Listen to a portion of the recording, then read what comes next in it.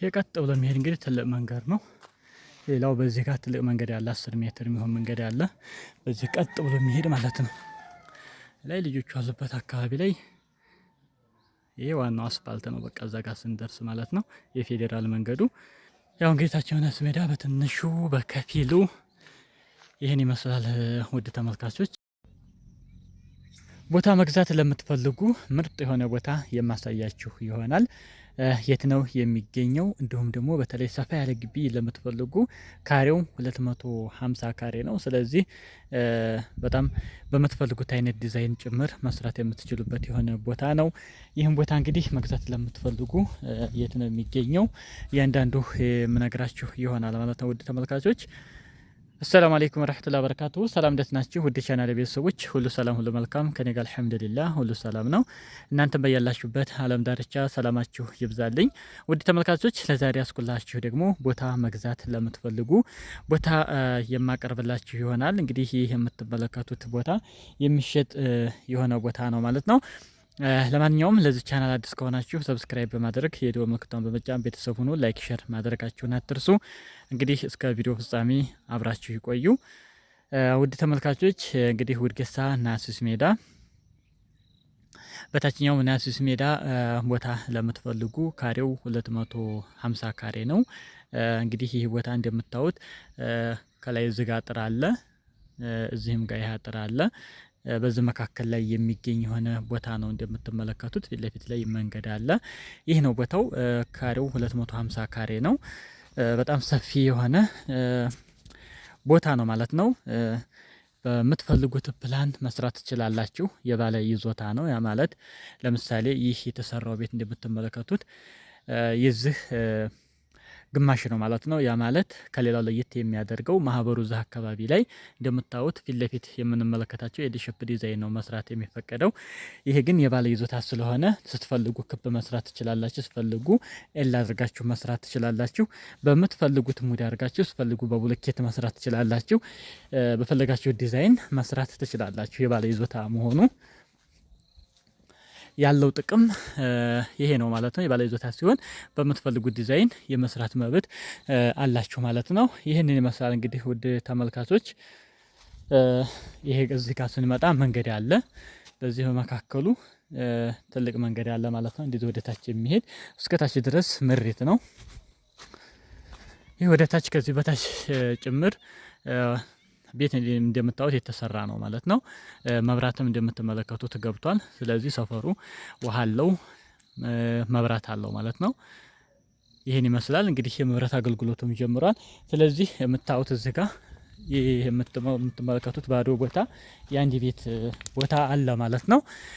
እዚህ አካባቢ ላይ ያሉት እንግዲህ 190 ካሬ 200 ካሬ ናቸው። ይህ ግን እንደምታዩት በጣም ሰፊ ነው። 250 ካሬ ነው።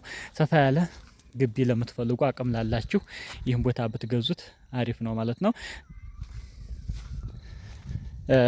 እዚህ ጋር ስታዩት ምናልባት ዳር ላይ እንዳይመስላችሁ ላይ አካባቢ ላይ ወደ ላይ የምትመለከቱት ቀይ አፈር ነው ላይኛው ማለት ነው። ከመንገድ በላይ ያለው እቺ ባጃጁ ያለችበት አካባቢ ላይ ዋናው መኪና መንገድ ነው ማለት ነው። ዋናው አስፋልት ነው ማለት ነው። ባጃጁ ካለች በዝቅ ብሎ ስለዚህ ከዚህ በላይ ያሉ የቀሩ ቦታዎች ለተለያዩ ለግንባታ ምናምን ተብሎ የቀሩ ናቸው፣ ወይንም ደግሞ ያልተሸነሸኑ የሆኑ ቦታዎች ስለሆኑ ነው። ሰፈሩ እንግዲህ ይህንን ይመስላል። ውድ ተመልካቾች እንግዲህ ይህን ቦታ መግዛት ለምትፈልጉ ዋጋው 1.5 ወይም 1,500,000 ብር ነው። ካሬው 250 ካሬ ነው። በጣም ተመጣጣኝ የሆነ ዋጋ ነው። ፈጥኖ ለመጣ የሚሸጥ ይሆናል። ኮሜንት ላይ በሚቀመጠው ስልክ ቁጥር ማናገር ትችላላችሁ።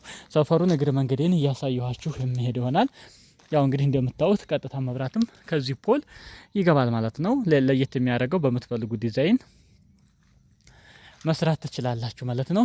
ለማንኛውም አካባቢው እንግዲህ ይህን ይመስላል። እስኪ ሰፈሩን እያሳየኋችሁ የምንሄድ ይሆናል ማለት ነው። በነገራችን ላይ ዝቅተኛ እስከ 900,000 ድረስ የሚሸጡ ቦታዎች አሉ። በ1.2 እስከ 1.3 ባለውም የሚሸጣሉ። ይህ ካሬው ትልቅ ስለሆነ ሰፋ ያለ ስለሆነ ነው እስከ 1.5 ሄደው 200ም ሆኖ የመጀመሪያ ላይ የሆነ እስከ 1.7 ተሽጧል፣ 1.6 ተሽጧል። ስለዚህ ቦታ እየጨመረ ነው። ሌላው አሁን ሰፈሩ ሞቅ ደመቅ ይላል። እንግዲህ መብራቱም ገብቷል፣ ውሃ አለ። ምን ይፈለጋል እንግዲህ ቤታችሁን ማየት የምትፈልጉ እህት ወንድሞች በዚሁ አጋጣሚ እንግዲህ ሰፈራችሁንም ቤታችሁንም ታያላችሁ ማለት ነው። ይህን ይመስላል። ሌላው የይዞታ ሲሆን ደስ የሚለው ነገር ምንድን ነው? የምትሰሩት ቤት በምትፈልጉት ዲዛይን መሆን ይችላል ማለት ነው። እንግዲህ ቦታ ያሳየኋችሁ ከዚህ ቤት ከተገረፈው ቤት ጀርባ ነው። እዛችኛይቱ ተገረፈችው ጋር ሻሚያ ማለት ነው። ስለዚህ በመካከሉ አንድ ብሎክ ነው ያለበት ማለት ነው። ይሄን ይመስላል እንግዲህ እዛ አካባቢ ላይ ነው። ከዚህ በላይ እንግዲህ ምንም አይነት ቦታ የለም። ቦታዎች ባዶ ቦታዎች እዛ አካባቢ ላይ ናቸው። ይሸጡም ባይሸጡም ያሉት እነዚህ ናቸው። የተወሰኑ 4-5 ቦታዎች አሉ። ከዛ ውጭ ወደ ላይ ስንሄድ ሙሉ ቤቶች ተሰርተዋል እዚህ ሰፈር ላይ ማለት ነው። ባዶ ቦታ የለውም። የሰርቪስ ምናምን የቀረ ነው ማለት ነው። ሰፈሩ ይሄን ይመስላል።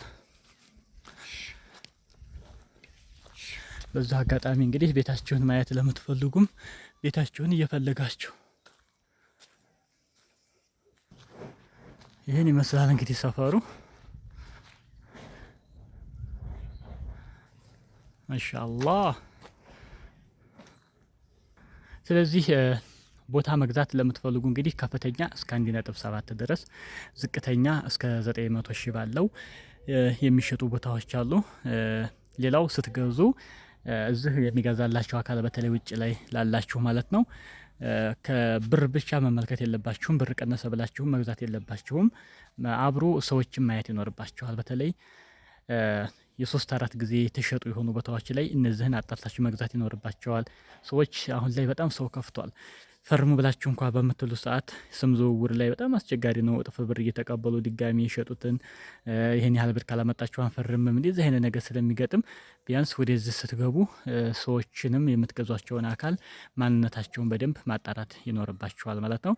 ምክንያቱም ለፍታችሁ ገንዘቡን አውጥታችሁ ከሰራችሁ በኋላ መጨረሻ ላይ ብዙ ጣጣ እያመጣ ስለሆነ ከብር ለሰው ሲባል ተጨምሮ ይገዛል ማለት ነው። ለሰውየው ደህንነት ሲባል በጥሩ ብር መግዛት ይሻላል፣ ብር ጨምሮ ማለት ነው። ለማንኛውም ሰፈሩ ይሄን ይመስላል።